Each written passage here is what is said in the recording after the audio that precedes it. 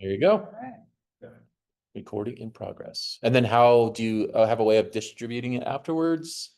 Like send a link to all the participants or something like that? Okay. So the goal will be to grab it and then put it on our YouTube page. Cool. And send that out. Cool. So Yeah, that's perfect. it. That's perfect. Make sure I put it on the right big cloud.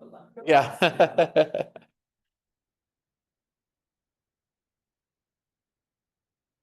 Okay.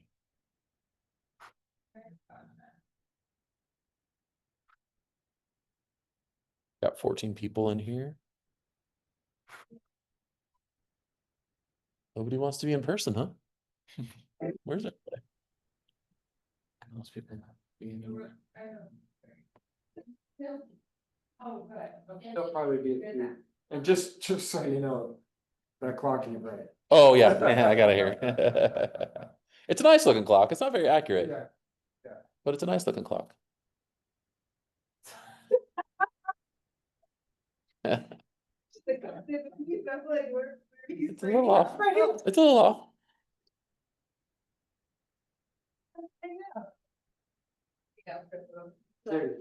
I will shut off my camera in all as oh yeah, please feel free to shut off your cameras. You guys don't have to have your stuff on. I'm probably gonna mute my computer too, which is the only audio. So talking out loud, nobody's probably gonna hear during the presentation. So just use the chat, please. But feel free to, you don't have to have your cameras on or your mics on, and just be active in the chats. Donna and Richard.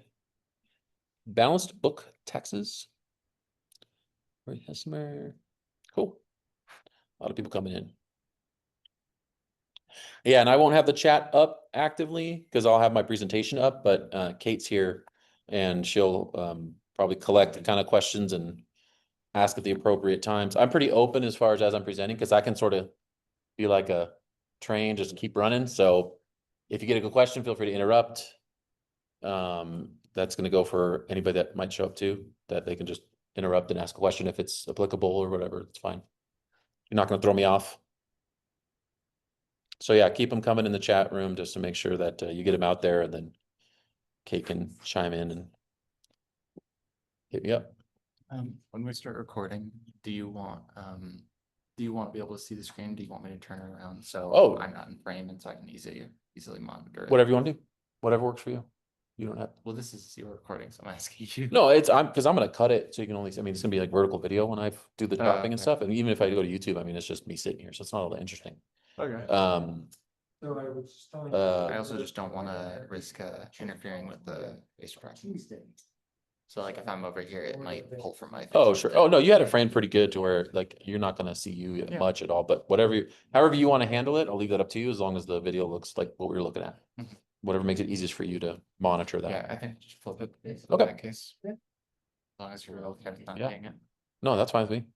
It'd probably be better because then I won't be like distracted by seeing myself.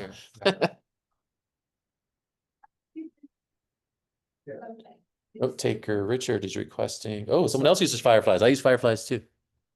So. Do you guys have a policy against note takers? It's just a summary thing. I use it. Where they show. Yeah, that's fine.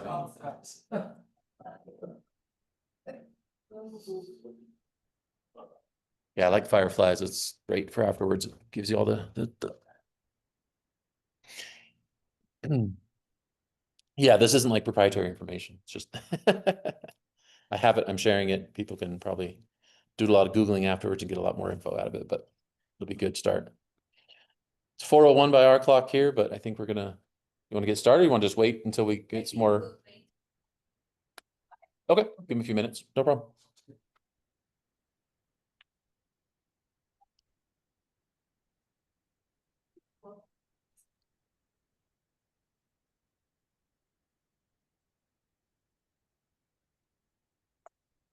System messages for those who have joined or left have been disabled. I don't know what that means.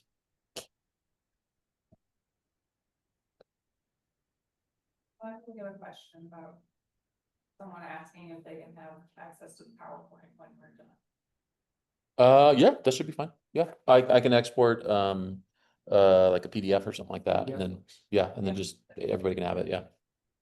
My slides are pretty succinct. I do more talking, you know, rather than a lot of info being in slides. But I know it can still help by people like, oh yeah, remember we talked about that and he said this or something like that. So it'll still be good to distribute. Yeah, no problem. Yeah. No, it's fine. I don't mind at all. Why don't you want to go ahead and just turn it on and get it started? It'll probably last the whole time and then. Yeah, go ahead, because if people start filtering in, then you're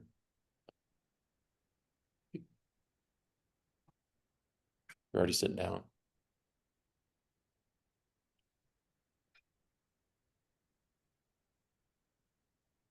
So what else you guys? Yeah, that's kind of surprising. There was like 14. I mean, I didn't expect all 14, but I expected a few. You want to go on the left side of it? Because it's a little different. Left probably, since I think I'll be facing this way maybe a lot, but Okay. it's fine. Either way. What other stuff do you guys, is this more like webinars like this? Do you have other programs that you do through the center here or? Yeah. Yeah. Yeah, we do workshops, a lot of workshops. We try to do 2 a month. Okay. We don't have it's not just workshop related, you know, that we focus on. And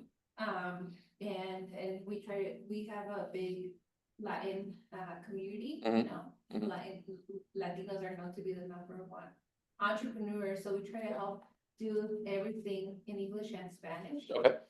We have 4 business counselors that come every week and help with either financial, business planning, marketing, stuff like that. Okay. For our community, do business consultation, everything is free. We have a space room, so if a business, like, we have a cleaning company who sometimes wants to train her employees. Oh, cool. So this is a space you can utilize. And do you rent it out or is it available for free? businesses. Yeah, you can rent it out. Yeah. Okay, free. nice. Charge. Oh, okay. And then Well, the only thing is we don't allow like Mary Kay. Oh, to yeah. Come and do a presentation, Yeah. for example. yeah. And then we have a legal firm that we partner with that offers 1 free legal consultation to our businesses, so we promote that as well. Oh, nice. And they just kind of like hang out here and people come as they're here or something like that, or you make appointments? Boom. So Oh, for the okay. businesses, they just connect, we create the appointment for them, Sure. but then they just do it via. Oh, that's cool. What about like, I'm in a networking group called Firestorm. Like, is there groups like that can rent it out too? They Okay, can. nice. Nice. Every month we host an English and Spanish, Colorado Hispanic Chamber of Commerce. Oh, here, okay, cool. And then the Thornton Chamber of Commerce sometimes utilizes our space, so, yeah. Nice. Yeah, it's a really good space. You were, Sharing the building so I can monitor that. I don't go for it. Okay. yeah, I think it'll be fine, but Oh, we got 1. Yeah. yeah. We still got, let's see, what do we got online? We got 27 in the chat, so that's plenty. Yep. Just meant I didn't have to drive 45 minutes, but it's right. Oh, another gentleman walking up. Maybe that's another one. We'll give it just a couple more minutes. We want to be respectful of everybody's time. But just give it a couple more minutes.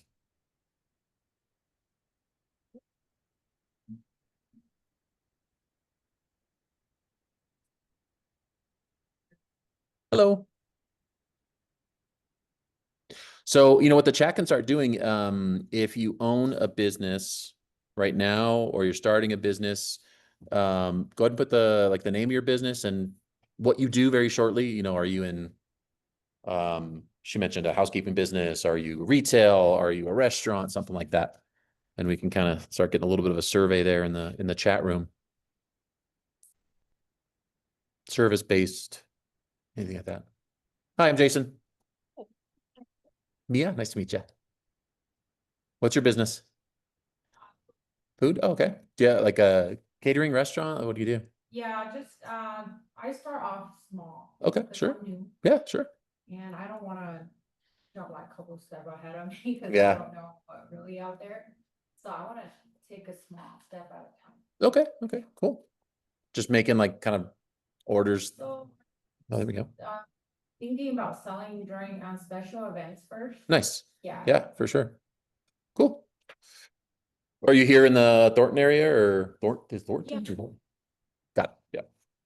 Yeah. We have a little of everything. We have web design, development, AI consulting, professional speaking, and meal prep service. Nice.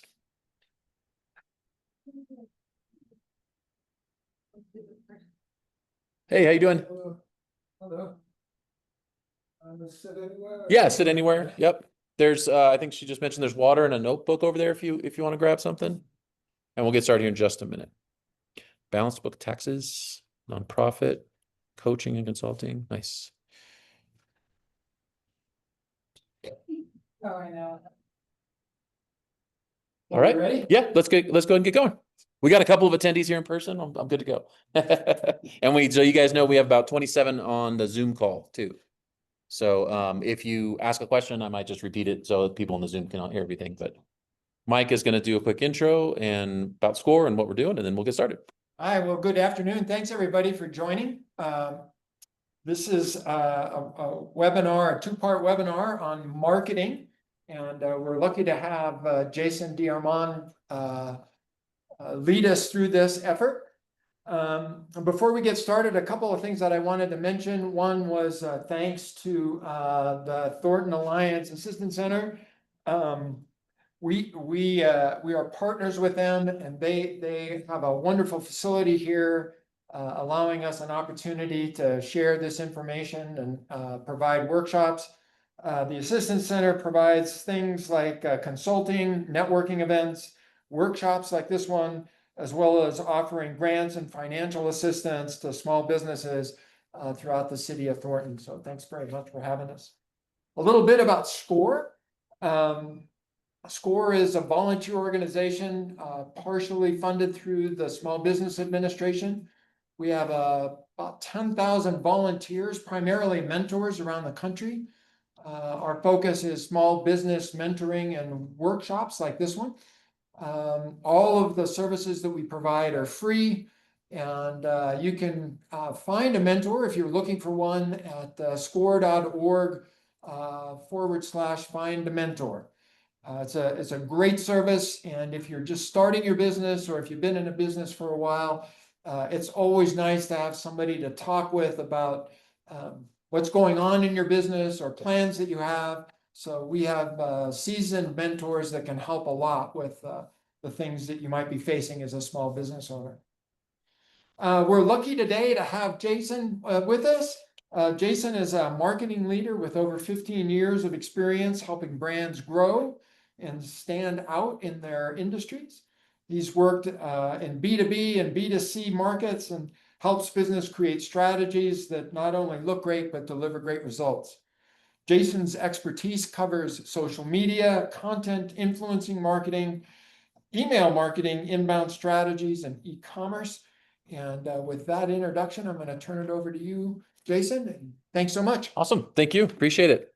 As I said to the attendees online and anybody else that has joined, please keep the questions and stuff coming in the chat. And then as well as for our attendees here, I can tend to sort of keep rolling. So if you have a question, feel free to kind of jump in. You're not interrupting. It's totally fine. I may let you know, oh, I'm going to get to that in just a minute, something like that. But please feel free to jump in and ask any questions you have.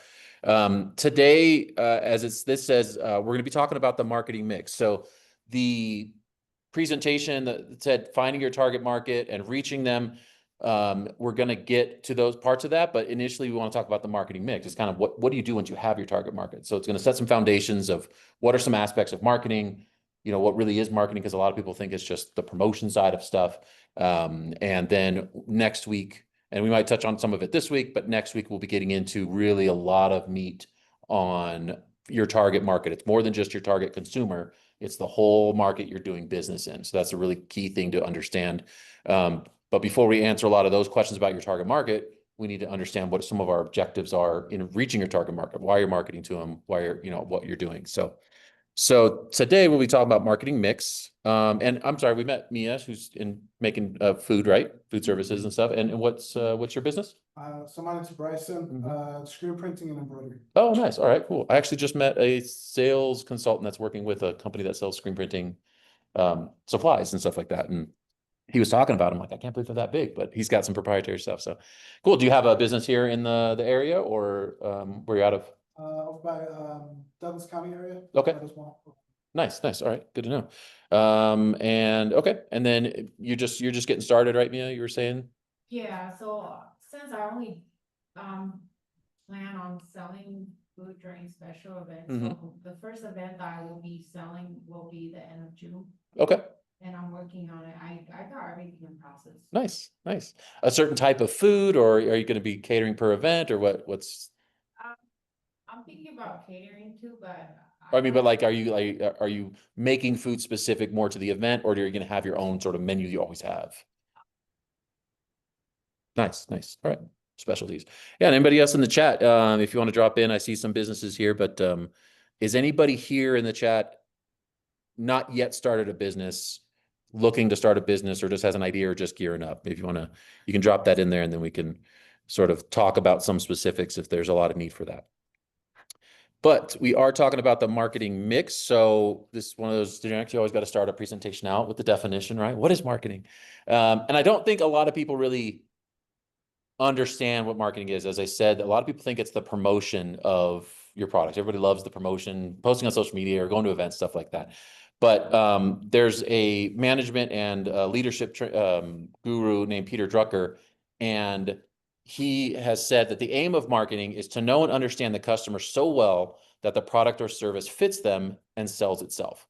I've always jokingly said, being a marketing professional, marketing leader, that my job is to put sales out of a job. Because if you do it all well enough, you don't need a sales team. They just come for you. They just come calling you up. And for years at my last position, our sales team was just answering phones. They weren't making a bunch of outbound calls. So really it's the goal of marketing is to know the customer, understand what they want, and to develop a product. So a lot of people miss that too, and then treat product development or your menu development or your services you offer as this like separate thing. And then, okay, how do I promote it? That's marketing. It's not. It's all part of the same thing. What products you offer, who you offer them to, what you offer, and that's kind of what we're getting in today. So just like I said, how do you know your customer? How do you know what product fits them? How do you get the product to sell itself? Well, back in 1960, this man, E. Jerome McCarthy, developed this statement: marketing is developing the right product and making it available at the right place with the right promotion and at the right price to satisfy target consumers and still meet the objectives of the business. So if you see there's something in there called the 4 Ps. And this has been the foundation of what's called the marketing mix since 1960. You have these 4 Ps that you have to determine. And as you can see highlighted there, it's product, place, promotion, and price. These are your 4 aspects of your marketing mix, meaning how do you communicate value to your target consumer, which again, we'll dive into more how to define your target consumer, get that all next week. This is setting these foundations of what you need to do once you reach that target consumer. So again, the 4 Ps of marketing: product, place, price, and promotion. And again, marketing, a lot of people think marketing is promotion part, but it's all these other things as well. And so we'll go into these a little bit. That's kind of be the focus of today. And please, again, in the chat, if there's any questions, pop them in there as we go. Anything yet, or pretty standard? Okay. So Jason, tell me a little bit about your perspective and how product and the customer work. Don't we start with product and then figure out who to sell it to, or is it maybe a better approach to think about what your customer needs first and then create the product? So that's kind of where we're starting here, is product. So what is the good or service being marketed? A lot of times, say with Mia here in her food service, she knows how to make maybe certain dishes. So she's like, I'm really good at making these dishes, and don't let me speak for you. I'm just kind of using examples, but I'm really good at making these dishes. I'm always told how great my food is. I think I can start selling it, right? And so it can start there. And now you have this food menu and you decide, okay, what's it going to be good for? She's decided events. That's a place that she decided to sell it at. Her product is her food. The place is the special events. And then she has to figure out pricing and how she's going to get people to come and buy her food. So it can start with product, and a lot of times it does. Most of the companies I've worked for and worked with, they've had a need themselves. And so they're like, I need this product, so I'm going to make it, and I'm going to develop it, and then I'm going to start selling to other people to make up for all the money I spent making it for myself.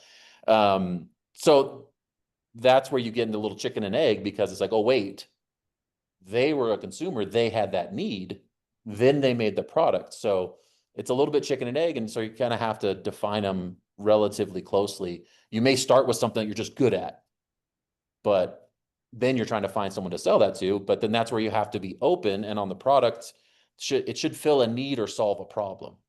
So if your product that you develop, say your menu you develop, or the services you're offering, embroidery and screen printing, aren't solving a problem that the customer has, or the local people, or whatever your consumer base is, you got to figure something else out. You got to tweak that product. You got to tweak that service, offer something slightly different. And I think a great example here, being also in a very Latino community, is I come from Southern California. Mexican food here ain't quite what it is down there.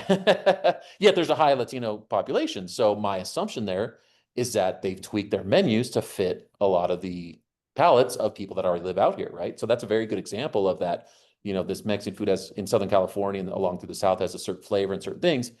Getting up to Colorado, it's different because the palate here is different. They've changed their menu, they've changed their product and service to suit the consumer. So it's definitely a back and forth, as you're referring to, of, you know, knowing what you do well, but also catering to that consumer. It's also a bonus if you can provide an experience. And of course, with restaurants, that's kind of an easy understanding, but how, you know, as a embroidery or a screen printer that's providing a service and delivering a goods, like how can you create an experience? That's part of the product and service. And that's something to highly consider. And when you're just getting started, you know, maybe that's not top of your list. You want to really find and have the best product. That should be your core focus. But that experience helps you expand into the brand side of things rather than just the product. Because as whether you're making food or embroidery or supplying coaching services, you're going to have competitors that you're very on par with. How is your product, how is your service standing out from what they're doing? And that's where you build that experience. So you have to really understand, what problem does your product solve? That's the key question. What problem does your product solve? And it's more than, say, just being hungry, or I need some t-shirts, or, you know, I need better sales if you're a sales coach or something like that. There's deeper problems that you have to kind of dig to. And that is one of the things, again, we'll get into next week. A couple of stories, and I highly encourage everybody to use AI, ChatGPT, things like that. And because what I said, Mike suggested having a couple stories, and so I went to ChatGPT. I said, I'm doing 4 Ps. What are some good anecdotal stories with some examples, and it had links and stuff like that. So, and I like the ones that came up with here because they're small businesses. They're not huge. And it's not like a Nike story that people can't relate to or something. So there's a story, a company called 700 Rivers. They're actually out of Bangladesh. The founder started an apparel brand employing artisans, but her inexperience with textiles made it a struggle. And she pivoted the product entirely to all natural soaps because she has a background in chemical engineering. So the product now aligns with her core experience and things that she does well. And then the soap line, made by former trafficking survivors, took off as a sustainable brand, empowering workers and satisfying market demand. So that's that extra kind of experience part to it. And again, her product wasn't working, so she pivoted something that she knows well, and then that saved the business and helped her grow. There's also another website called sofa.com out of the US, or UK, excuse me. And when COVID lockdown hits, their furniture stuff took a hit, but everybody started going outside, right? Everybody started eating outside, being outside. You know, if you could leave the house. I know I had friends in Canada that couldn't even leave their house or take a walk. But that change, they made an outdoor living collection, and it's sold strongly at the time. They were only sofas and interior stuff. They changed their product to satisfy this consumer demand of being outside, even though, you know, maybe furniture shopping for indoors wasn't necessarily going down. They saw this other opportunity, and change their product line to service that other opportunity. So it said they achieved year-over-year growth and that they adapted their product mix like outdoor living, adapted their product mix to emerging customer needs like outdoor living during a lockdown. And then that turned it into a huge growth opportunity. So it's not just about what can you provide now, but then you start identifying what does your consumer need? What does your buyer really want? How can you adapt and still stay within your core competencies, as they say, and supply that type of service there. So any questions or insights on that, or something that comes to mind when you think of that, or anything in the chat that came up? We do have one in the chat. Great, yeah. It's all that relevant to this, but someone is asking, are there any marketing books that you would recommend? Yes. And I think along the lines of this, there's a book, it's older, but it's called Positioning. I think it's called, and the subtitle is The Battle for the Mind. And that was one of the first marketing books I read that was very impactful. And it's along the lines of building your brand. And if you think of, say, you know, again, embroidery or food, how are you positioned in the customer's mind that makes you different from other companies offering the same thing? And you can't own the same position another company. So you kind of have to look also at your competitors and say, okay, this competitor is the low cost, quick turnaround guy for embroidery. So I'm not going to be the low cost, quick turnaround. I'm going to be the high quality, maybe not slow, maybe you still have quick turnaround, but you're also very high quality. And so you're higher cost. And that's a position, that's a valid position that helps you determine a very specific target consumer that might want that type of, you know, service or something. And same thing with fooding at special event, or with food at special events. You know, there's going to be a lot of other types of food at these special events. Your position is maybe a certain menu or a certain type of experience or something within that event. How are you different from those other companies that you're going up against? So I think in the same kind of thing of product, Positioning is a really good book on that note. There's also a good, I call it a bathroom read, called The 22 Immutable Laws of Marketing by the same author, Al Ries. And that's just quick chapters. It's 22 of them. And it just kind of shows you, it tells you a lot of the same kind of stuff. It really relates to positioning. A lot of older references, because it was written, I think, maybe in the 70s, but all very valid still. So 22 Immutable Laws of Marketing. And they've got a sequel called 22 Immutable Laws of Branding. But okay. So that's product. What is a good or service being marketed? What's the need or problem you're solving? Can you add on supply and experience? And ask yourself, what is the real problem your product solves? Not just hunger or clothing or something like that. What are you really trying to solve? And it kind of goes back to the analogy of DeWalt's not selling a drill, they're selling a hole. Right? That's kind of a classic thing. I need a hole in my wall. How do I get a hole in my wall so I can hang a picture? We need to buy a drill, but the problem really is a hole. And then you go further, the problem is I want to hang a picture. Then I need a hole. Now I need a good hammer, whatever, that kind of thing. So try to kind of dig back to some of what you really might be supplying. And that helps you provide a different kind of position or brand.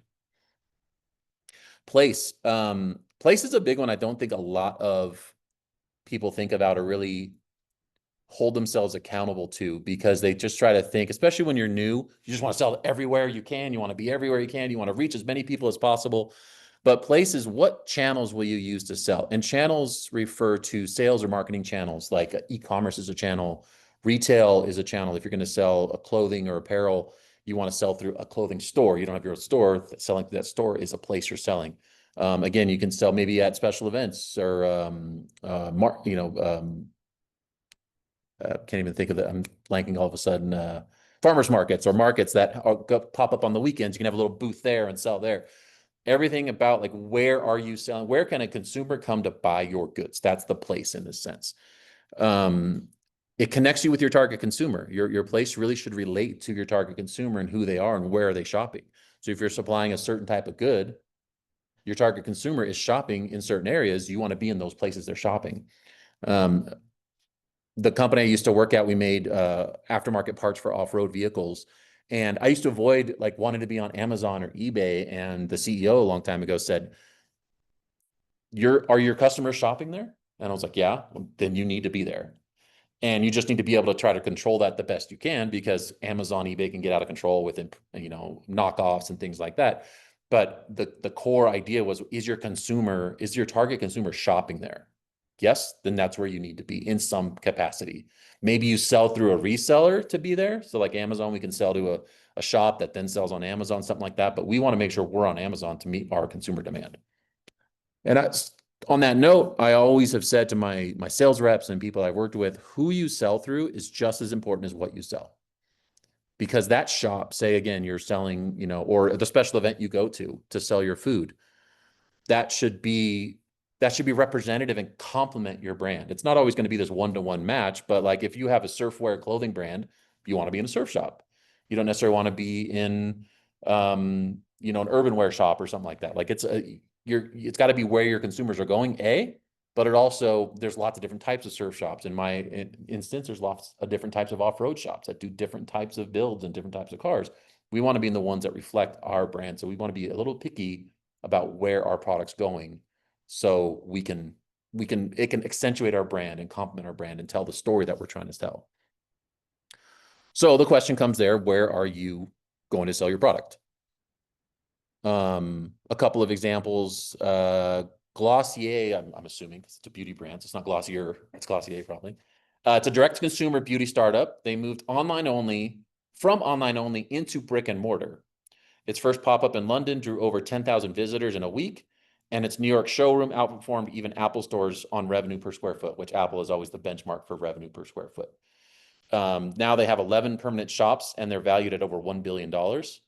The physical stores created a community and a sensory experience. Again, there's your experience for selling your product. They did makeup try-on, photo studios, and they deepened customer loyalty. The takeaway from that is expanding into well-designed physical locations can supercharge a digital brand by offering experiences online. Now, if they just would have, you know, like you always see in the malls, if you go to the malls, there's stores that closed, and then some other store opens and they don't change any of the paint, they don't change any of the things, and it looks still like a classic example. When I used to live back in California, there was a Victoria's Secret, and back when it was all pink.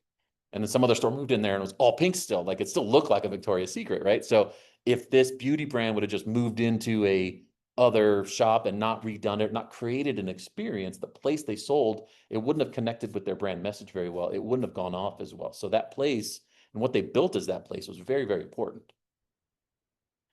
And then Mason Ale Works is a San Diego brewery. When COVID forced closures of bars and restaurants, Mason Ale Works rapidly shifted distribution channels because they had installed a canning line before the pandemic. They began selling canned beer direct to consumer via their website and a statewide delivery platform. And the owner admitted if we didn't have that canning line, the brewery probably would be out of business because nobody could visit the brewery. And I heard just recently too, I think Colorado or somebody changed the laws. They used to not be able to can and sell beer, but after COVID, the lawmakers came in and changed that. Good for them to help businesses stay alive. So they went from the place of just selling in their location, place of business, to selling online. But I'm sure online the experience was, you know, their website, and they were able to really communicate their brand. And they were also able to quickly add that sales channel, right? And so they didn't wait too long to take advantage of that opportunity. So again, with Place, it's the channels you use to sell. It connects you with your target consumer. So you got to think that where's my target consumer gonna be? And then who you sell through, just make sure that place that you're selling through, that location you're selling. And I don't use location. Obviously, place is the classic word because it's the 4 Ps. But it's bigger than location. It's not just like the physical location. It's that channel you're selling through. It's what all that says about your business. What do you just sell direct to like resellers? Do you make apparel for sale, or is it more like corporate stuff, or what? Yeah, mostly business. Okay. And they're making like apparel with their corporate name on it or something like that. Okay. So then do you go to like trade shows? Do you go to I haven't done the trade shows yet, Okay. but it is peaking up. something there? Yeah. Yeah. Any particular like types of businesses you tend to get a lot of business from without even trying, or? Yeah, mostly insurance companies. Oh, okay. And Like schools. State Farm, something like that, making their own shirts. Okay. Got it. Interesting. All right. Yeah. So then, you know, that's one thing too, I've learned sometimes the hard way is even if it's not super exciting, like you lean into that, right? So if insurance, if healthcare, if that tends to be a business that you're just attracting organically, that's something you can lean into. So next time there's some sort of insurance, you know, summit or trade show, you know, you go to that, set up a booth, talk about how you have these great packages that maybe Now, going back to product, what do those insurance companies need overall? They want their own polos for their guys to wear, but maybe they need some giveaways, which I'm sure you could do, or screen print on some sort of, other item or something like that. You create a product and tweak a product to service that company or those types of companies that they'll just go, oh yeah, I need that. That's exactly what I need. And it can be just this packaged, ready to go kind of thing. And of course, once you have the business, you can expand and talk about other services, but don't be afraid on your product side to narrow it down and be very specific for what that consumer might want. My main client right now is they make parts for suspension for off-road vehicles, and they have sort of it's actually a separate business, but it's all part of the same ownership that makes these pieces that go in the suspension, bushings, ball joints that rotate and all this kind of stuff. And they want to be a service for other builders, things like that, but they've already gotten some excitement over these kits where they just put everything together and this is what you need for this vehicle. And that's kind of taking off. Now they may be a little resistant to saying, well, no, we want to sell all this other stuff. It's like, well, you can if you just get in the door with this one thing. So instead of going to these off-road shops, trying to replace all of their bushings and ball joints that they already sell them these kits. They don't have those kits on the wall. I've been to plenty of them. Sell them these kits that it's, yeah, technically all the same stuff, but it's ready to go. It's done. It's made for them. All they got to do is pick it up off the shelf. Then you have that connection. Then you start selling well and you can start getting in stuff. But again, integrating place and what the product line is, and don't be afraid, even per place, to kind of tweak your product line for that particular channel or that particular outlet. Not every place is going to sell all of your products. Not every place that you sell through is going to sell, everything you want them to sell. They're going to have their different niches and different needs as well, even if it's the same or similar target market. Am I going too fast or I tend to, okay, cool. So the fun part now is promotion. This is what everybody loves to do. Everybody loves to promote and talk about their stuff and make cool graphic design and social media posts and send emails and stuff like that. The basics of promotion, it's how you increase awareness of your product. One of the sort of simplified definitions of marketing is it's creating leads, and then, or tradition, I guess, maybe not even simplified, it's creating leads for sales. So your marketing side is how you're increasing awareness and getting people interested in the product. And that's kind of where promotion comes in. And it's helping build awareness. This is where, again, your social media posts, emails, content you're making for your website or something like that. If you're doing advertising on Facebook or other websites, SEM is search engine marketing. So that's not just if you've heard of SEO, which is search engine optimization, that helps your website show up at the top organically. Search engine marketing is actually paying for those rankings or paying to show up and actively using those search engines to get awareness. So these examples, they use TikTok, social media, but there's a ton of other promotional channels. There's actually a whole framework you can look up called the Bullseye Framework.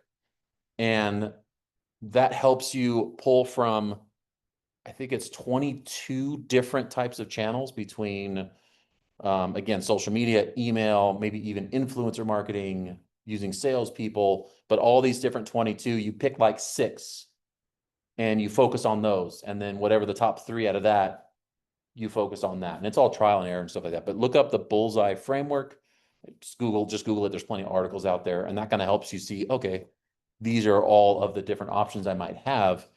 For me, when I first was starting out in marketing and being a marketing manager, it was kind of overwhelming. Like, what do I do? Where do I go? How do I promote?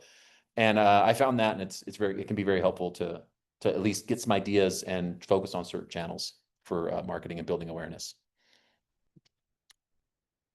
Is that the only site like that you would recommend?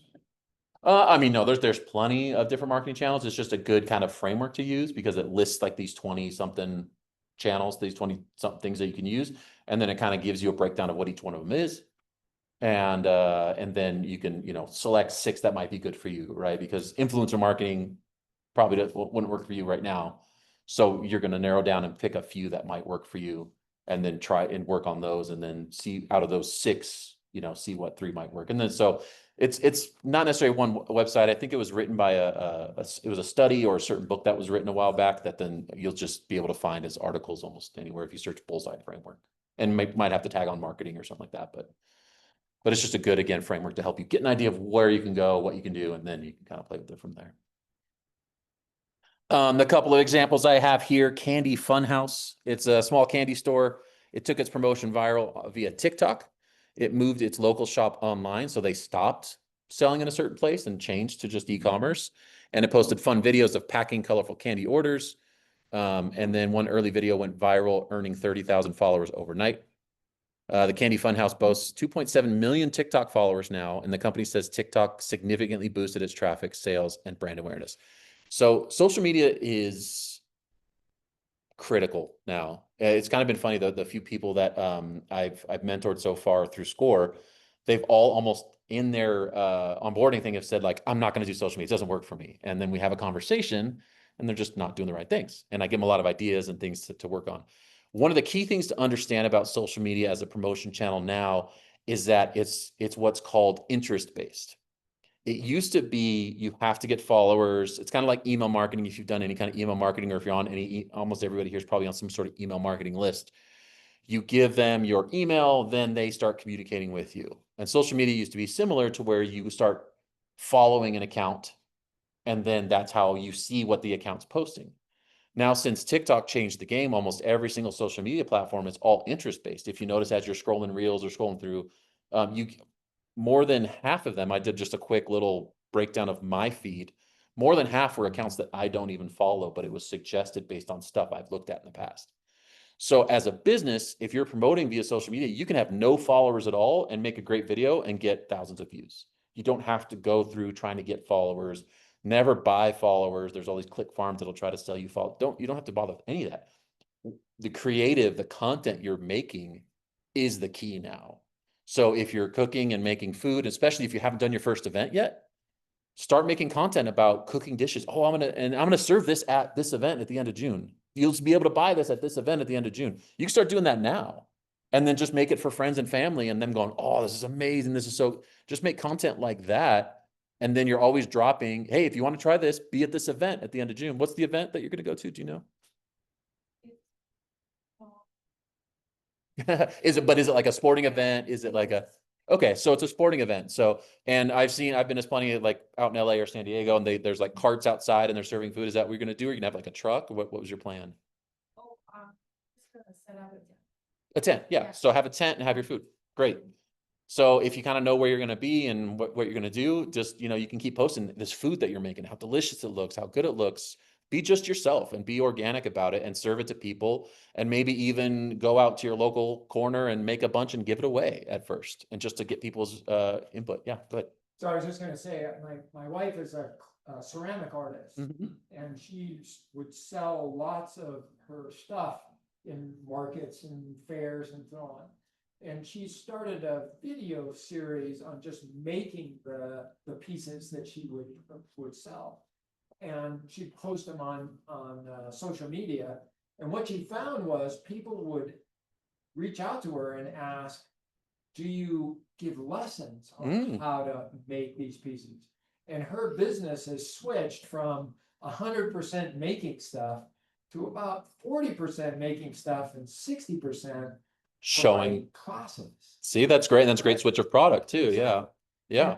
So you might be able to teach people how to cook after a while too, or something. I mean, Help them, because the way she promoted herself yes. changed. Mm-hmm. Instead of promoting, I sell these figurines. Yeah. Now I can teach you how to make figurines that look. Or yeah, exactly. And That's great. It seemed to work really well for her. Yeah. And it helps, I think, on the selling side too. It can really help people connect it to that product. And so they see that product at the fair now. They're like, oh, I saw her make that. She's got a great thing and they'll buy that because there's a story they remember now. It may not even be that they love that kind of art all that much, but they feel so connected to it. And so same thing with the food. You could tell stories of how you learned to cook and where you learned this recipe, and your mom used to make this, your grandma used to, whatever, that type of stuff. And that creates such a love and such a mark on people that when you finally set up, I mean, you might have a line around the block because you've created this demand. And then the thing you can do on top of that with promotion, say even keeping with the food analogy, is if you get a couple of posts or reels out of, say, 10 that do really well and get shared, then you put a little bit of money behind that. It doesn't have to be a lot, $10 a day or something like that for the week before the event. And you promote it locally, so around where the event's going to be. You already know people like that content, and that content has been good. That post has been really good. So you can boost that for like $10 a day a week before the event, and in the area of the event, very locally, and get a lot more exposure to people, and hopefully bring more people in and say, I'll be at the, the Avalanche game or whatever it is. I'm actually, that's actually over, isn't it? But whatever it is, I'll be here, and you can get this food here. And I think that could be great. And especially in anything like manufacturing wise with, silk screening, or people love that behind the scenes stuff. We used to post stuff. Our company made custom seats. And so we always had embroidery. We did custom embroidery. You could put your logo on the seat somehow or something like that. Those were some of the favorite videos that people saw, is just the embroidery machine putting in a custom logo or something like that. Like it seems so dumb to us on our side because we're so used to it and it's so mundane, but people really like that behind the scenes type of stuff. And so, you could put on there for promotion of, I'm embroidering this logo. What do you think it's going to be? Or something like that, and people can comment on it. And then the next post, if you want to see what it's going to be, look for part 2. And the next post is the completing and how the garment looks. And if you want this, you can give me a call. So social is, I try to relate it to, like, if you could be on TV 30 years ago for just the cost of your effort, wouldn't you do it? That's social media today. Social media is TV today. Everybody's on it. Everybody's scrolling. Everybody's through there. So if you want to get in front of people's eyes, you really need to be on social media in some way. And whether you're B2B, like a coach or anything else, or making food, or everything is valid, because it's just interesting stuff. And then you start, just look for what goes well, look for what does well, and then you start leaning into those types of things. Another social media example, this teenager, Pierce Woodward, started making spoon rings during quarantine and shared the process on TikTok. Again, the process of making these spoons. The social buzz was enormous. The first product drop sold out in 2 days. Over time, his TikTok follower count climbed into the 1 to 2 million range, and his business became a 7-figure success. And in case you're math challenged like me, that's over $1 million. So as he put it, he built, his brand was called Brand Pierre, into a multi-million-dollar business, and uses TikTok as his main marketing source. On his fast-moving platforms like TikTok, authentic-based behind the scenes or maker videos can quickly build a following. People just love watching that stuff. And especially if then they can consume it afterwards. I can go get that. Think of, I see tons of, I think TikTok or like Instagram definitely knows your time of day, because it's like 11 o'clock at night when I'm watching TV, all of a sudden I get all these food posts. When you get the munchies, you're hungry or something like that. So, people love that stuff, how the dish was made, how this stuff is, how it's done. It's very, very popular, and you got to really get around the idea that it's boring or nobody's interested. I always say too, when you're promoting, be careful of your own fatigue. However you're doing promotion, just when you're starting to get tired of listening to yourself or hearing the same message, the consumer is just getting the message. They're just starting to understand it. So you got to push through. So if you're doing these videos of you making your recipes and you're like, oh, I don't know how many more I can do, the consumer, the viewer is just starting to get used to seeing you and wants to see more and more and more. So any ideas from the people in the chat or people here? How do you currently promote your product? I know you're just getting started, or what ideas have you had to promote your products or services? Anything? So for me, I was on social media and actually stopped because I personally got tired of it. Yeah, I've heard all the time. Yep. But getting back into it, I feel like you have to stay passionate with what you're doing, and it shows as you're marketing it through social media. Sure, yeah. I think that's very important. I'm also trying to get into LinkedIn. Mm-hmm. So I believe that's a little bit different as far as content, what you're creating, but that's something that I'm also. You know what? I agree. LinkedIn's different, but there's still people on there, right? And so LinkedIn is also going the way of doing the videos and the short form videos, the vertical videos and stuff like that. So I think the same kind of content can work on there, especially since your core product is a B2B type product. So that absolutely applies. So, it's great to make content for each platform, like individually, like try not to just make one piece of content and distribute it to the same thing. If you can tweak it a little bit for the different platforms, but in your case, I think if your product is so inherently B2B, I think you can start with that at least, and then just see what works. And if this thing works on LinkedIn, make more of that for LinkedIn. If this works on Instagram, make more of that for Instagram. And now you have that direction of kind of two different styles of posts or something. Anything in the chat? Yes, so someone, Michael said he wrote a case study on a customer project and then ran some LinkedIn ads, pointing to the blog, the case study. Yeah, that's a great example of content marketing. I think we see it a lot, not just with case studies, but you have blog articles. A lot of people do with their YouTube channels, right? You see those clips on YouTube and say, or on like Instagram or whatever you're scrolling on, and it says, for the full video, go to YouTube. It's the same kind of idea. The content is on YouTube. The content is the case study, and you drive people back to your content via social media and try to, you know, get their interest a little bit, like how are they going to, hey, see how this business, you know, you see some of those are kind of clickbaity, but see how this business grew from, you know, 100,000 to $1 million in sales, and I'll go to the link in my bio. It's like, be more specific than that. How did, you know, customized apparel help this company create, you know, unity in their, you know, internal marketing or something like that? Like, be more specific to where it really applies to what something you're doing, not just vague numbers, but it's absolutely applicable. That's a great content marketing. And with search changing, if you didn't realize, search is changing because of the adoption of AI and ChatGPT and stuff, that content marketing is definitely changing, where you have to really distribute it and push it out yourself, rather than hope that people are just Googling it and find it. Because if you notice, the whole first page of Google is shopping results, AI results of like summaries and ads. It's all sponsored stuff or AI driven, to where they just give you an answer. They're not giving you all these search results anymore. So that type of content marketing, where you just have that SEO and hope people find your website, is diminishing. Whereas so if you're going to do content marketing, which is still very valid, it should be stuff like that. Yeah. Terry's got some good ones. They promoted their nutrition app, Tip Top Foods, to doctors who have brochures with different patients, in addition to talking to their friends and doing some traffic through the Apple Store. Oh, okay, cool, nice. And it says articles from magazines. Yeah, yep, all that great like authority type promotion. And again, that's what people think about a lot with marketing. But marketing is also setting the stage, making sure the products are serving a need as well too. So that's where I like to really make sure people understand there's more to it than just promoting you. I mean, I was even doing a presentation at my networking group, and I have this marketing checklist that I can put out, and that people can download and then say, oh, do I have all these marketing things in place? And somebody was like, that's all business stuff. I was like, it's all marketing. What are your goals? What are your long-term objectives? You know, what's your strength, weaknesses, opportunity? You know, like, what is all that? That's all marketing, because that sets the stage for all this type of stuff. And so a bit onto the tougher stuff is the price. Now, the price is what is the cost to the consumer.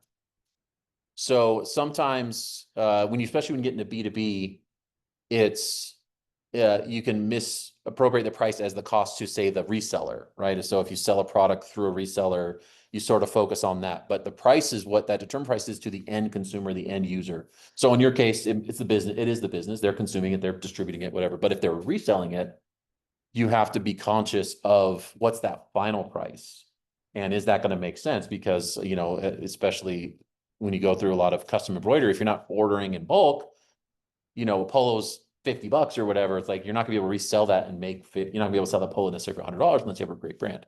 So it's always, you got to be really conscious of what that price to the end user, the person that's consuming that product, service, anything is. Too high, they won't purchase. Too low, there's no profit, or, you know, even the appearance of poor quality. Maybe you're trying to be, you know, really affordable, and you can sell it and still make a little bit of a profit, but the appearance to the consumer of that price point makes them think that you're not a quality product. So that's that balance that you really have to work with. And if anybody's taken business classes, there's the supply and demand curve, and you have to find that difference between the demand from the customer and what you can supply and what that price point is. But price is a whole different mental thing. There's a good book. It's a psychology of pricing, and I might have to look it up real quick to remember, but it's a great book. She's got a podcast too called the Brainy Business Podcast. I think her name's Leah Palmer. And she does a bunch of, it's all how psychological can tactics and things to be aware of these things and not use them as tactics or use them as, you know, dirty tricks or anything like that. But how do people react to psychological stimuli for buying and purchasing? And so she talks about the pricing, and I'm sure a lot of people have heard the pricing tricks of the 99 cents or the 97 cents or the round numbers, things like that. So she's got a book, and you can get it on Amazon about pricing. And it's very, very interesting. And she has some other books about like what your consumer wants but can't tell you. Pricing acts the same kind of way. They want certain things, but they can't tell you what they want. You have to kind of understand the psychology of stuff and determine it from different, you know, influences. So the core there is, you know, what will you charge for your product? How do you determine that? Well, you can start with your cost of sales and what profit margin you want to make. Like there's a lot of math that can go into that. I was involved heavily in that. So you have your cost of goods to manufacture everything, you know, in your case, the cost of the food and the plates and utensils and everything else you might have. But there's also your time. So how long does it take to make? But then there's, you know, well, I do want to make a profit. So I want to make, say, you know, for food, you should be able to make, you know, 10, 30% profit or something. Okay. But then I'm going to have bad food. I'm going to have, you know, or food that goes bad or food that doesn't sell that I got to make up for those costs. So there's a lot of math that just goes into what you have to do to break even. But pricing is even more than that of what are you communicating to the customer with your pricing. When you're selling B2B, a lot of times companies think it's all cost. I want to be lowest cost, lowest cost, lowest cost. But again, you're still dealing with people. And I've gone plenty of times to the lowest cost vendor and been burned and been angry. And then I go with a vendor that was 10 to 20% more. And it's just such a great experience. I'm willing to spend that extra money. And so you can communicate some of that without always having to literally say that. You can communicate some of that messaging with your pricing. So again, it can be very complicated. Was there something? We Oh, do have something. yeah. We ready? Yeah, go for it. Okay. Anytime. Break in. Like I said, I'll just keep trucking. So But if we're selling a service, yeah. how can we determine the appropriate price?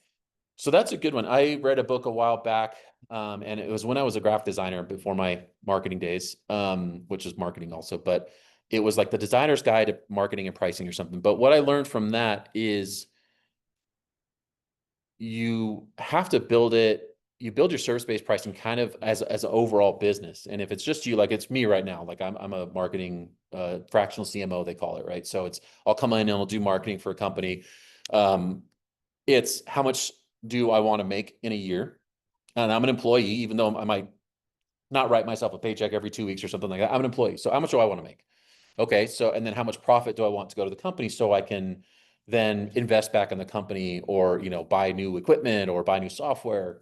How much of that do I want to make? How many hours am I going to be available to actually work? What they're called billable hours. So if I'm doing a service, how many? No, it's okay. Come on in. Yeah, absolutely. We are recording it, so you'll be able to catch it and then hopefully make it next week or whatever. Welcome. Thank you. So it's how many billable hours do I have? Right. So what am I actually going to work for a customer doing services for that consumer versus I got to network. I got to, you know, I got to work on my own advertising. I got to work on my own branding. I got to work on my books.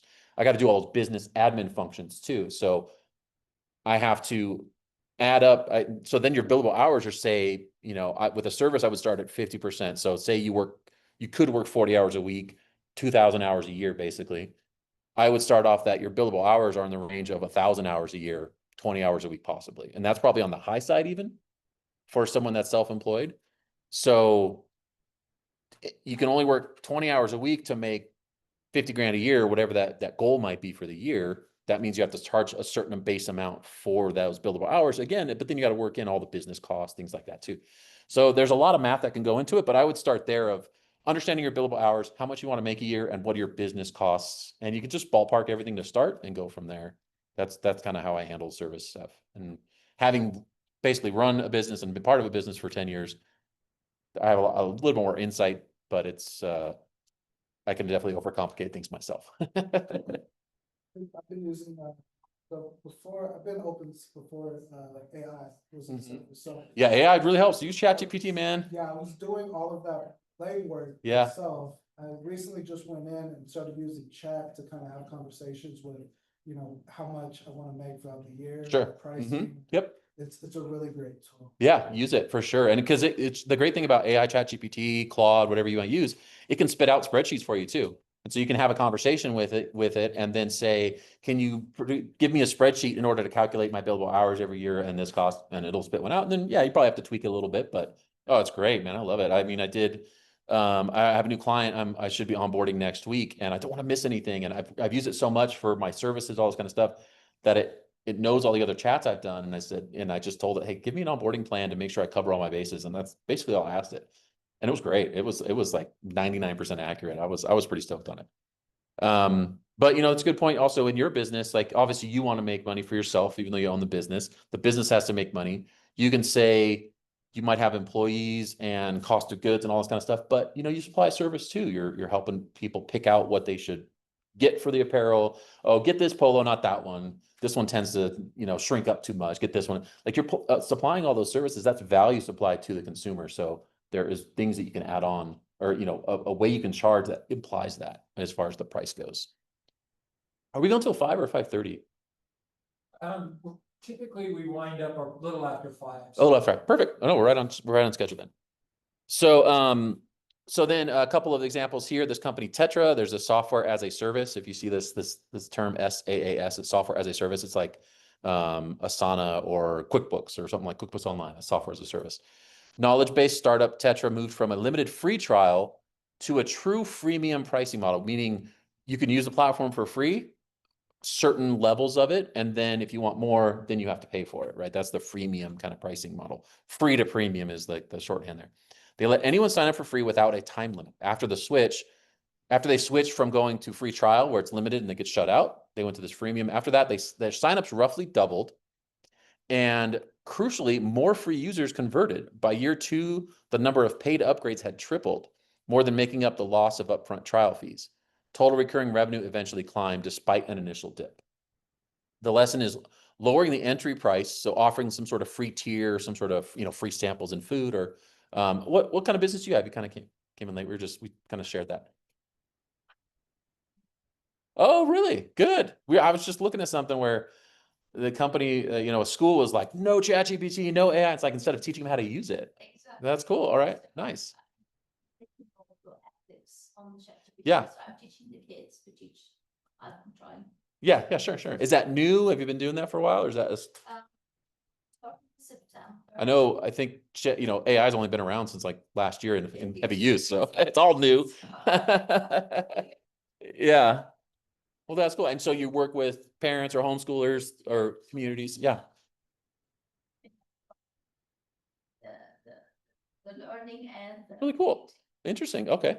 So, you know, something like that could be, you know, what sort of lower cost entry point, you know, versus what's your total cost of everything, and don't discount, you know, those higher tiers even. But there's another e-commerce company, Right Channel Radios.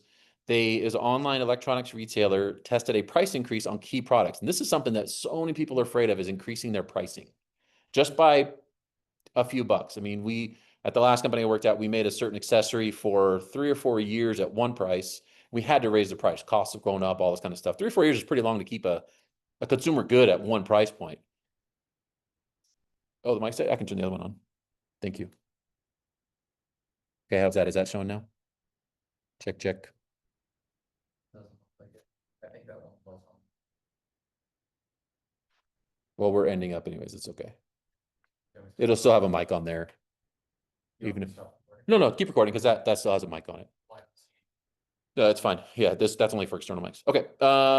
So the owner reported that raising prices by a small percentage boosted overall profit by about 30%, enough to then hire a full-time staffer.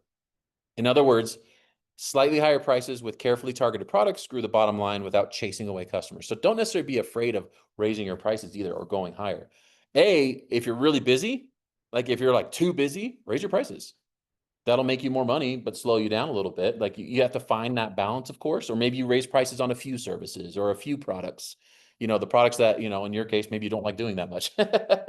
You get less of them, but you make more money on them, like you can do stuff like that. And that can really raise your profits and give you less of a headache over time. So yeah, don't fear I was saying with the example that we had this item that we had the same price for 3 or 4 years. We raised the price. It was a $55, raised to $65. And we, the owner freaked out because founders and owners always kind of freak out. We got 1 or 2 emails saying, what the hell are you doing? But that became even better selling after that, and knocked out other competitors that were selling even at lower prices. We had copycats selling on Amazon for, we sold a pair for 130. They were selling a pair for like $70, but yet we still own the market because that price point communicated value. That price point communicated that we are a better American-made product. So how do you find the answers? What is the problem your product solves? How much do you charge for your product? Where are you going to sell your product? How are you going to promote your product? You can throw a lot of stuff at the wall and just try to figure this stuff out over time. Or this is where I bait and switch you and say, you come back next week and get more of the answers. So coffee solves the problem of energy thirst and a sweet treat, right? So talking about food, someone gets a Starbucks, they think they need it for energy. They're thirsty maybe, or they just want a sweet treat. Those are different problems that solves. The price could just be based on your cost plus a slight margin, or look at the market and see if you can charge a higher price point and look like a premium product. The place can be a coffee shop you opened, but where is that location? What's the best place to find? You want to open a high-end coffee shop, you don't necessarily want to be next to the Dollar General or Dollar Tree. That's not maybe the right type of market that you're looking for if you have a high-end shop. And then you can promote with the common flyer, coupon, Facebook posts, etc. But all that stuff can be done better. You can throw a lot of stuff at the walls, or if you really look and determine your target market as a whole, you'll get the answers almost served up to you on this type of stuff if you understand the different aspects of your target market, which we'll go into next week. That's a different type of framework, but that's where we're headed with this. But these are the questions that we have to answer before we get there. So we're at 5. I'm happy to hang out and talk. I'm in no hurry, but I want to respect everybody's time. So if you have questions about some of the stuff you missed, I'm happy to go over some things again. We went over the 4 Ps of marketing: price, product, place, and promotion. Place, the location, like where you're selling, what channel you're selling through. And then promotion, how do you promote your products? How do you get people aware of your products? Any questions? Concerns, clarifications? Hate mail? So Anger? Just an example of sort of place and promotion. I work for a consulting company that did business for state and local government offices and their ability to provide public safety. And so the idea was that you would sell to the police chief, or you'd sell to the fire chief, or you'd sell to the EMS chief, because they were the people that had control over the budgets, or at least they planned for budgets. Sure.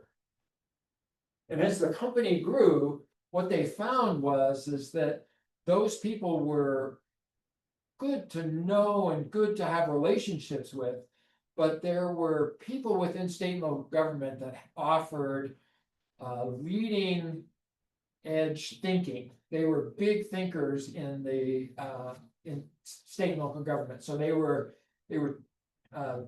chief technology officers. They were IT professionals. And so the consulting business started to change their approach from going to police chiefs and fire chiefs to now starting to talk to IT professionals. And by making that change, what they found was that they could get the IT professionals to become advocates for their solution. That's exactly what I was just going to say. Those internal advocates. These chiefs. Yep. They sell it for you.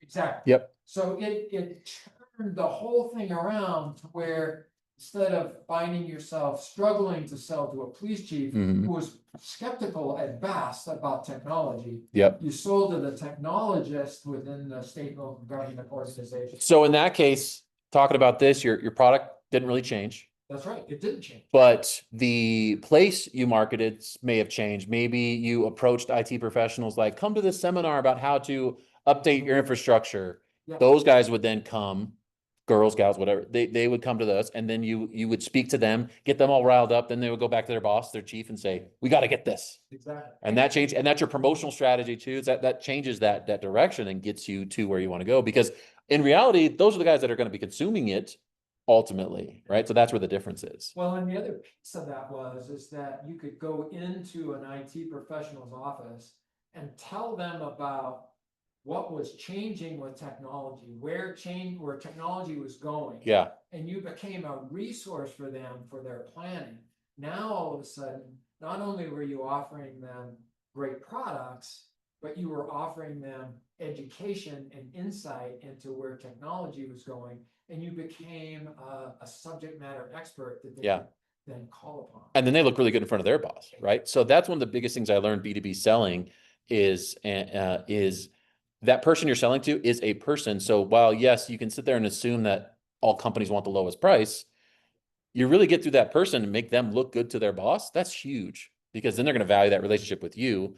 What is their goal, right? Their goal is not just to get polos made so their sales force can look good. Their goal is to, get things made under budget, which that budget's usually flexible, and get things done, and their sales guys can go out and feel confident. Like that all happens and makes them look good. You got to understand what makes that person looks good, or makes that person and that's where you go back again to the product and what need does it solve. It's not always just the product. There's other needs it solves of making that IT professional internally look good to his boss, have that information at his fingertips, all that type of stuff. That's a need you're solving rather than just, supplying a router or something like that, Yep. Well, and the point you made earlier, Jason, the whole idea of experience. Mhm. So now you've changed the experience for the client. Yes, exactly. So they're no longer Yeah. just thinking of you as a product provider. Now they're thinking of you as an expert in the field that can apply that education and that knowledge to maybe other aspects of their business. Yeah. Where you can leverage and help them look good in there. And then you get into that debate, like I'm going through there right now, I do marketing, but I've also had a past in facilitating leadership meetings and leadership groups and just helping them communicate to where it's like, they start asking, my marketing clients start asking me about that kind of stuff. And it's like, do I take that on? Do I bring in a consultant? Like, that's where you have to sort of be careful, because you still want to make sure you're providing the right experience. That's right. And so am I better off bringing in someone else that focuses on leadership and management training and facilitation, making that experience 100%, not making as much to the bottom line necessarily, Yeah. but building that business long term, What does the client? Exactly. What is the client? What's really going to bring the value to them? Yeah, I could make it work. Yeah. And I made it work at my old business because I knew the business so well, but like bringing in someone from the outside, yeah, it can be very different. Any questions I'm happy to, like I said, hang out and answer. I'm sure a lot of people have jumped off the chat, but that's fine. I don't mind. Happy to listen. In my business, I have, of course, difficulty in deciding who is it the child, or is it the parent? Yeah. Or is it the homeschooling organization, which might see me as a competitor or? Yeah. Who's writing the check is what I usually say. Who's writing the check? That becomes your main target. Now the child's going to benefit, but it's really the parent, I would assume, that is gaining that real benefit out of things and getting their child to learn, getting their child a leg up, because that's the world's going AI, no matter if you like it or not. That gives them a leg up in front of like the traditional schools, because the traditional schools are avoiding this because they don't know what to do. And there's all this red tape and bureaucracy, right? So and you give that parent, I would think the pride and the, ability, like I'm going to make my kid my kid's going to be smarter than every other kid. And they're going to be able to pay for my really nice retirement home when I'm really old, like, so I go back to that, and you start there. It may not be the answer, but you start there. Who's writing the check? Who's paying the bill? That's the person that I think you need to, focus on the most. And in the case of Mike's example, yeah, sure, maybe the chief was writing the check in the end, but the real beneficiary was still the IT guys. And they're the ones basically saying, I'm approving this and probably using the stuff in the end. So it can go kind of both ways, but who's going to be really using it and benefiting it? But you kind of can start with like, who's writing the check a little bit. then see where it goes from there. What'd you think? Get some ideas? Me? Yeah. I mean, everything you go over today helps me a lot because I'm new to this, like Mhm. I mentioned before. Yeah. And, I guess walk into a business, you know, when you're not in the business, it's a different story. Yes. You're just some kind of random people walking the public, you know, Yeah. but what I experienced is that I put my foot in the door now, it makes like, I see wider. Mm-hmm. The struggle is real. Yeah. So. Especially food. Food can be very competitive and very up and down. It's you know. Yeah, and go into business in a different route, but, you know, I came from a big family. Mhm. And I'm not the oldest in the family, but I'm the oldest daughter and the sibling, and in our culture, once you're the oldest, you have to do like a lot catering for your younger sibling. Because they're busy schedule and stuff like that.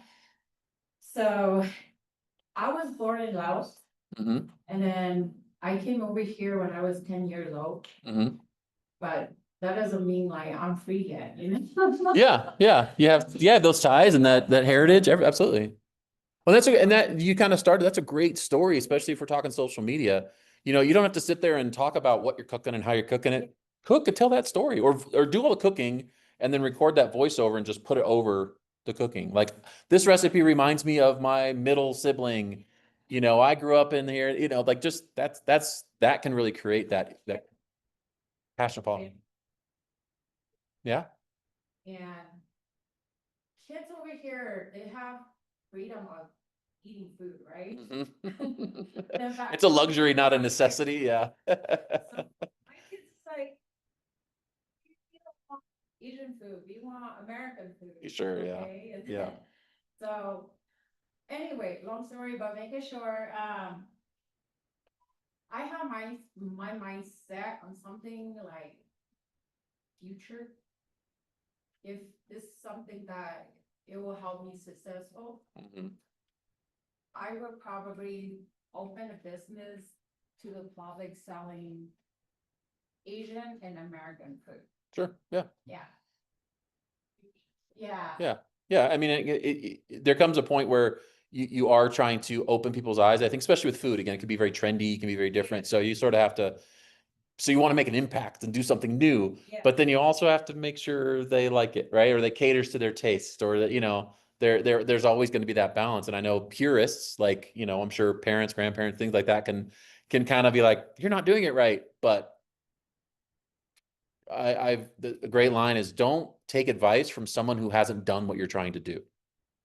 So if someone else is, or someone that's very traditional is just sitting here telling, no, you're not doing it right. It's like, well, talk to another restaurateur, talk to another pop-up food company, someone that's done it, and see what worked for them and how they became successful. And they probably made a fusion. They probably tweaked their recipes. They did all that kind of stuff. Take advice from those types of people when you're making those decisions, or you're stuck in a decision. I think that's really important to know.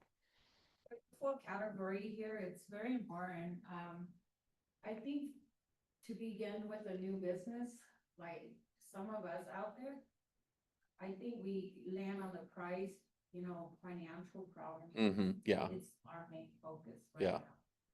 Yeah. And a lot of other stuff goes into it. And then if you price yourself too low, it's really hard to raise prices over time. So it's almost better to price yourself a little higher, maybe not get as much business as you thought. And then, you know, because the problem with the people usually see when they say something's too expensive is they're not talking about their money. They're talking about they don't see the value. So people will pay, we know people will pay a ton of money for food, right? They'll overpay for stupid types of recipes and foamy olive juice or something weird. Like, I went to this place in Vegas that was crazy. They'll pay crazy amounts for food.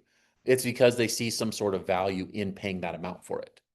So if you can communicate, if you have people telling you you're too expensive, you don't need to lower your price. You need to look at, am I communicating the value I'm providing correctly?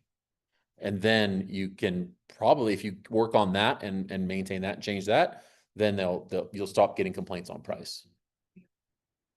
Exactly. That's on the product. And that's why I went over this first before the identifying of the target market, because you really need to have a good idea. You don't have to have it all figured out, but you need to have a good idea of these 4 Ps before you start thinking of, okay, who's my target consumer and on all these other things.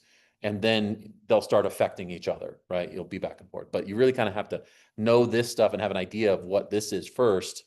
Then we go into the rest and you start answering these questions a lot more precisely. In food businesses, quality and hygiene. Yeah. Yeah. Right. And, you know, it's like, the funny thing you talk about that, I used to go to Vegas a couple times a year for events for my work.